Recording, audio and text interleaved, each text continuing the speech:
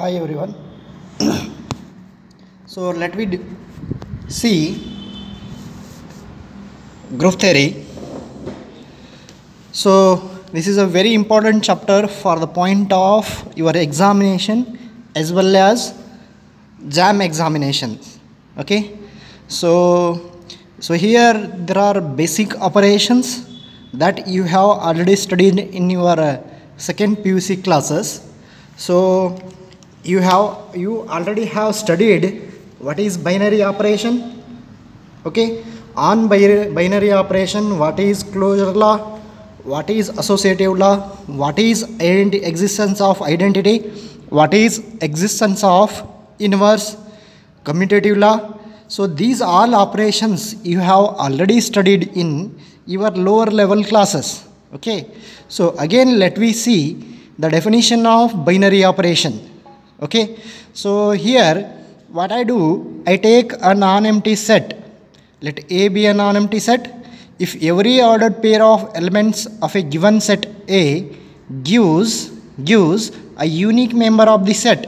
So here means star from A cross A to A means, so Cartesian product of, so here what will you get in the domain set? So that is Cartesian product, that is A cross A, and your codomain set will be what? A. So that is a set A. So means here from A cross A to A, so every element of A cross A have a unique image in A. Okay, unique image in A. So here means if you take a set of natural numbers as a non-empty set, means let A is equal to set of integers, and so here n cross n from star is a binary operation from n cross n to n. So means if you means 1 comma 1, okay, 1 comma 1, so there is a unique image in 1 comma 2, there is a unique image in 2, means your closure law, like star is a binary operation, means 1 plus 1. So there is a unique element in means set n. So like that. So here your star is a binary operation, okay, from Cartesian product of A cross A to A. So this rule is known as a binary operation. In other words, we can say a binary operation on a set A is a mapping from A cross A into A cross A into A. So again another form, let A is a non-empty set, then star is said to be, let A be a non-empty set, then star is said to be binary operation on A if for all A comma B belongs to A, then the unique element of A star B belongs to A. Okay, if we take A comma B belongs to A, then unique element of A star B belongs to A, then we can say star is a binary operation on A. So your star may be plus, minus, multiplication and division. You can take any operation here, means any binary operation here, then you get the resulting solution. If exists, then star is a binary operation. If doesn't exist, then star is not a binary operation. So here if I take A as set of natural numbers, then 1 comma 2 belongs to n. 1 comma 2 belongs to n. So here I take in the place of star as plus. So 1 plus 2 belongs to n? Yes, because 3 belongs to n. In other words, another example is, if I take 1 comma 2 belongs to n, and here I take minus as a binary operation. So here 1 minus 2 doesn't belongs to n. Then here in this case star is not a binary, means your minus is not a binary operation, because this is doesn't belongs to the set of natural numbers. In this case star is not a binary operation on A. So another words, so definition of, in another way, given a set X, okay, any mapping of X cross X into X is called a binary operation on X. So binary operation and binary composition are one and same. So if they ask define binary operation, so you write it in this way, or if they ask binary composition, so then also the meaning of this is same as your binary operation. So binary operation and binary composition are one and same. So if they ask this means binary composition, then also you can write the same definition. Okay. So next another definition. So let star be a binary operation or composition, binary composition on a set X, then the binary operation star is said to be commutative if this condition holds good, that is A star B is equal to B star A for all A comma B belongs to X, for all A comma B belongs to X. The binary operation star is said to be associative if A star B star C is equal to A star B star C for all A comma B comma C belongs to set X. So next existence of this is your like associative law. So next is existence of identity element. So here left identity, right identity is there. So let me say first left identity. What is your left identity? An element E of X is said to be left identity of X with respect to star if E star A is equal to A for all A belongs to X. Okay. So next your right identity, an element E of X is said to be right identity of X with respect to star if your E is in the place, if E is in the place of right hand side, that is A star E is equal to A for all A belongs to X. So now I define your existence of identity, that is an element E of X, an element E of X is left as well as right identity, then it is called an identity of X, that is A star E is equal to E star A for all A belongs to X, for all A belongs to X. Next, if E is an identity of X under star, if E is an identity of X under star and A belongs to X, then A inverse is called inverse of A according to A inverse star A is equal to E. So A inverse star A is equal to E, or A star A inverse is equal to A. So this is the existence of identity. Okay. So you remember these things. What is your closure law? What is your associative law? What is your existence of identity? And what is your existence of inverse? Okay. So based on this, I will take an example. So that is for any three integers m comma n comma p, we know that m plus n is equal to n plus m. Okay, this is of the form A star B is equal to B star A. So here your binary operation is what? Plus.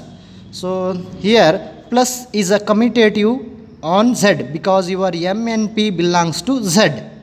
M and p belongs to Z. If you add any two integers, you get again an integer. Okay. So next, m plus n plus p is equal to m plus n plus p. So here also plus is an associative on Z because if you add any three integers, okay, then the resulting solution will be an integer only. So here m plus 0 is equal to m is equal to 0 plus m. So here we take 0 is the identity element of Z under addition, under the operation addition. So here m plus minus m is equal to 0 is equal to minus m plus m. So here for each m belongs to Z, minus m is its inverse. Minus m is its inverse under addition. Operation is what? Addition. Okay. So these are the some basic definitions. Using these, let me see the definition of your group. Your group. Okay. So group. So what is the meaning of group? Let me see that. So here a system Z star, where Z is a non-empty set and star is a binary operation in Z. Here a system Z star where Z is a non-empty set and star is a binary operation in Z is called group. If it satisfies the following axioms.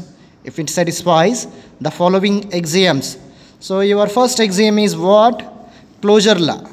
So for all A comma B belongs to Z, then A star B belongs to Z. Then A star B belongs to Z. So next your law is associative law.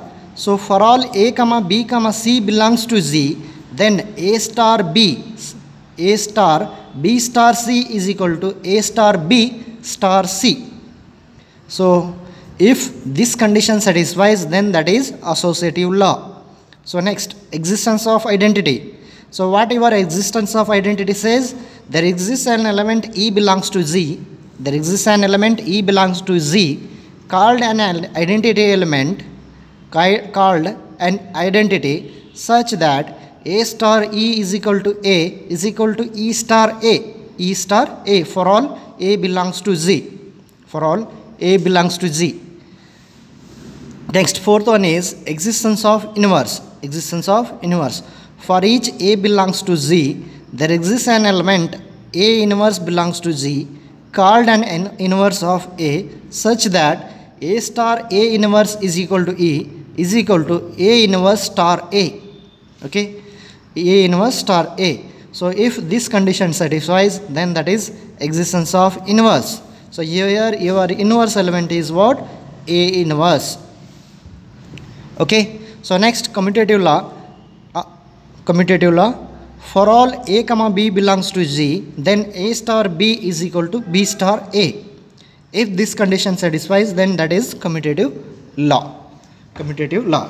So in previous classes, what you have seen? So you have seen binary operation. Using binary operation, you have studied what is closure law, what is associative law, what is existence of identity, and what is existence of inverse.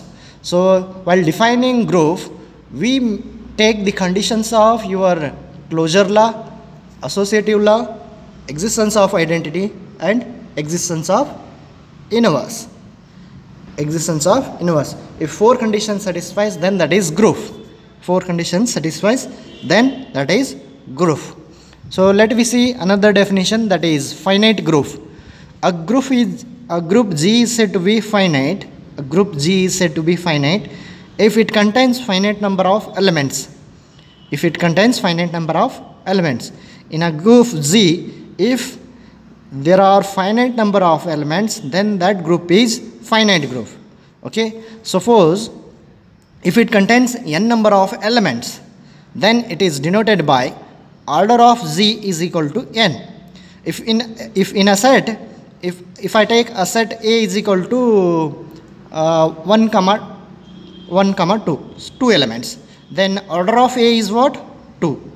If I take 3 elements, that is 1, 2, 3. So then order of Z is what? 3. Order of Z is what? 3. So next definition is infinite group. A group Z is said to be infinite. A group Z is said to be infinite if it contains infinite number of elements. If it contains infinite number of elements and the order of group is also infinite. So here we can take set of natural numbers. So here order of n is what? Infinity. Again we can take set of integers, rationals, irrationals, reals, and complex numbers. So all order of n, z, okay, q, r, c are infinity. Okay, so here I take examples. So those are first example is the structure of n plus and n cross. N plus and n cross are not groups. So for that we'll explain in the next class. In the next class, okay, the solution of these. So now take it the structure of n plus n cross. So here in n plus, so closure law here take any two elements. Closure law what it says, for all a comma b belongs to G, a star b belongs to G. So here your set is n. So 1 comma take two elements 1 comma 2. So and you take an binary operation as plus. So 1 plus 2 belongs to the set of natural numbers. So closure law satisfies 1 plus 2 plus 3 is equal to 1 plus 2 plus 3. So a star b star c is equal to a star b star c. So 1 plus 2 plus 3 is the resulting solution is 6, as well as means 1 plus 2 plus 3 is also 6. So here also your associative law holds good, but your identity existence of identity doesn't holds good, because here your identity element is 0, but 0 doesn't belongs to your set of natural numbers. Here that property fails. So this is not a group. In the similar fashion, this is also not a group. Okay. So the structure Z plus, is a group. Okay. Here also you take all those binary operations and see what it happens. Okay. So Z plus is a group. Z cross is not a group. Z with binary operation as multiplication is not a group. So we'll give the solution in the next class. Okay. So next another definition. So here example, that is the structure Q plus R plus C plus are all groups. So next definition is quasi group. A system Z star where Z is a a system Z star where Z is a non-empty set and star is a binary operation on Z is called quasi group if it satisfies the following axiom. So first axiom, that is following axiom, that is closure law. For all a comma b belongs to Z, then a star b belongs to G. If this condition holds good, then that is called as a quasi group. So if your set of natural number with binary operation as plus is a quasi group, yes, because if you take 1 comma 2 belongs to G, 1 comma 2 belongs to n, then 1 plus 2 belongs to J, 1 plus 2 belongs to n. So your this closure law condition holds good. So then that your example n plus is a quasi group. So in quasi group there is only one condition. If it holds good, then we call that as a quasi group. So next, semi group. A system G star where Z is a non-empty set and star is a binary operation on Z is called semi group if it satisfies the following axioms. So that is closure law. For all a comma b belongs to Z, then a star b belongs to Z. So another law, that is associative law. For all a comma b comma c belongs to Z, then a star b star c is equal to a star b star c. If these two conditions satisfies, that is closure law and associative law holds good, then that is called as a semi group. So here is n plus is a semi group. So if I take 1 comma 2 belongs to n, then 1 plus 2 under operation plus 1 plus 2 belongs to n. Yes, 1 plus 2, 3 belongs to n. So here 1 plus 2 plus 3 belongs to n, then 1 plus 2 plus 3, the resulting solution is 6. 1 plus 2 plus 3, the resulting solution 6. So here your associative law holds good, then n plus is a semi group. So in semi group there are two conditions, those are closure law and associative law, both holds good, then that is semi group. If one of them doesn't holds good, then that is not a semi group. Okay. So next, monoid. So here a system Z star is said to be a system Z star where Z is a non-empty set and star is a binary operation on Z is called monoid if it satisfies the following axioms. So those are, first axiom is closure law. For all A comma B belongs to Z, then A star B belongs to Z. A star B belongs to Z. Associative law says for all A comma B comma C belongs to Z, then A star B star C is equal to A star B star C.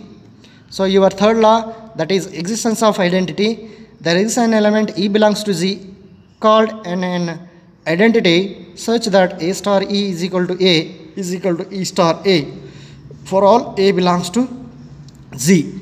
So these three conditions, that is closure law, associative law and existence of identity holds good, then that is monoid. Otherwise it is not monoid. So is n plus is a monoid. So here, so your closure law and associative law holds good, but existence of identity doesn't hold good, because here identity element is what? 0. 0 doesn't belongs to n. So your existence of identity doesn't hold good. So this is n plus is not a monoid. N plus is not a monoid. N plus is not a monoid.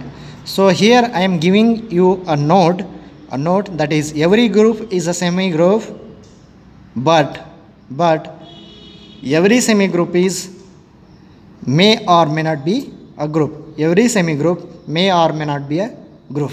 So you remember this point, because while writing some competitive exams like your exam examinations, these conditions will be asked. Okay, so you remember it. Okay, so in this class we have seen what is the meaning of binary operation, what is the meaning of group, what is the meaning of finite group, what is the meaning of infinite group. Okay, based on examples. Okay, and quasi group, semi group and monoid. So these are very important definitions. You understand these definitions very clearly. So if you have any doubts regarding this, you can send questions to my WhatsApp number and clarify your doubts. Thank you.